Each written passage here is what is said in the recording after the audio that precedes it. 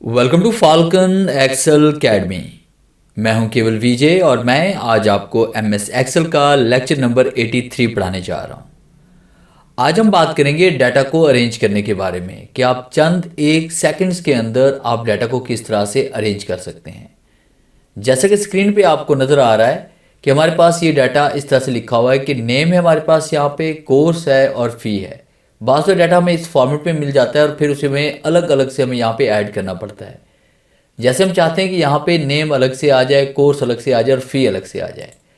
अगर हम मैनुअल यहाँ पे लिखते हैं, जैसे मैंने यहाँ पे अली रज़ा का लिखा, तो मैं यहाँ पे इसमें अली रज़ा टाइप करूँगा और उसके बाद यहाँ पे इसमें टाइप करूँगा ऑफिस मैनेजमेंट। तो इस तरह से मुझे काफ़ी टाइम यहाँ पे लग सकता है, मगर यही काम मैं चंद एक सेकंड में करना चाहता हूँ। तो इसके लिए मैं क्या करूँगा, आज मैं इस लेक्चर में आपको पढ़ाने जा रहा हूँ। लेक्चर स्टार्ट करने से पहले हमेशा की तरह यही कहूँगा कि अगर आज की इस वीडियो से कुछ आप सीख पाएँ, कुछ आप न्यू लर्न कर पाएँ, तो इस वीडियो को लाइक ज़रूर कर दीजिएगा। तो स्टार्ट करते हैं आज का लेक्चर। तो सबसे पहले हमने क्या करना है कि ये देखना है कि वो डाटा हमारा किस सेल से स्टार्ट हो रहा है। यानी देखिए हमारे पास ये वाला डाटा है, तो यहाँ पे सेल जो हमारे पास है वो F2 है और ये हमारे पास यहाँ पे F2 से ये डाटा स्टार्ट हो रहा है और हम चाहते हैं कि ये डाटा हमारे पास यहाँ पे कॉलम में नहीं बल्कि ये अलग अलग से हमारे पास सेल्स के अंदर आ जाए। तो इसके लिए हम क्या करेंगे, यहाँ पे हमारे पास जो सेल का एड्रेस है वो F2 है, इसका F3 है और इसका F4 है।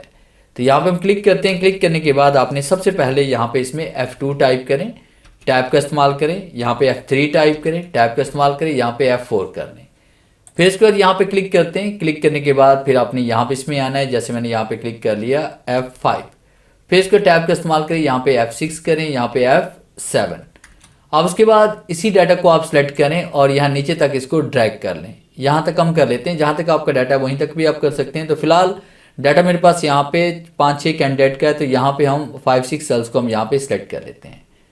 अब उसके बाद तमाम डाटा को आपने ऐसे सिलेक्ट करना है। सिलेक्ट करने के बाद हमने होम पे आना है और उसके बाद फिर आप क्लिक करेंगे यहाँ पे फाइंड एंड रिप्लेस में आकर रिप्लेस पे हम क्लिक करेंगे, या आप कीबोर्ड से Ctrl+H भी प्रेस कर सकते हैं। तो रिप्लेस पे हम आते हैं, आपके सामने ये डायलॉग बॉक्स ओपन हो जाएगा फाइंड एंड रिप्लेस का।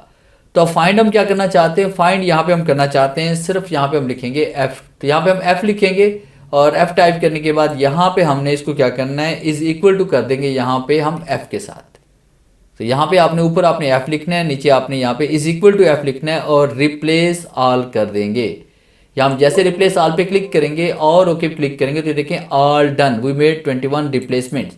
और इसको हम क्लोज करेंगे तो ये देखिए हमारे पास जो लास्ट कैंडिडेट था वो यूनस था और ग्राफिक्स का कोर्स था 95,000 फीस थी हमारे पास। तो अब यहाँ पे चेक करें कि यूनस हमारे पास है, ग्राफिक्स का कोर्स है 9500 हमारे पास यहाँ पे फ़ी थी।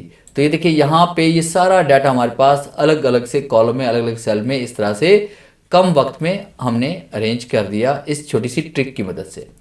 तो उम्मीद है आज की इस लेक्चर से ज़रूर कुछ नया सीखने को मिला होगा। वीडियो अच्छी लगी है तो इसे लाइक कीजिए और अपने दोस्तों के साथ शेयर कीजिए। मिलते हैं हम नेक्स्ट लेक्चर में, तब तक के लिए गुड बाय।